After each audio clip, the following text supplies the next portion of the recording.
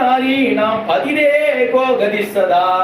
எல்லா பந்துகளும் ஒரு பெண்ணுக்கு இருந்தாலும் ஆத்துக்காரர் தான் ஒரே கதி அப்படின்ட்டான்.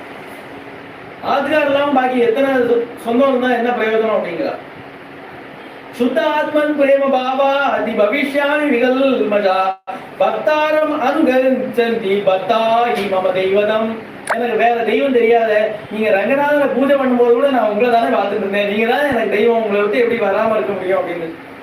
பக்தாம் பதிவிரதாம் தீனாம் மாம்சமாம் சுக துக்கயோகோ நேது மர்கதிகாவுத்த சமான சுக துக்கினே. என்ன ஒருத்தர் ஆத்துக்காரர் கஷ்டப்படுறாருன்னா அந்த காலத்துல விட்டு சௌக்கியமா இருக்கிற காலத்துல முதல் கூட இருக்கிறது தான் பதிவிரதா தர்மமா, அதுதான் பத்தினிக்கு அழகா அப்படின்னு கேட்கிறார். 3 காரணம் இங்க சொல்றா. ஒரு ஸ்திரீ, அதுவும் பதிவிரத, அதுவும் பக்த அப்படிங்கிறதுனால நீங்க கருணை பண்ணணும். எனக்கு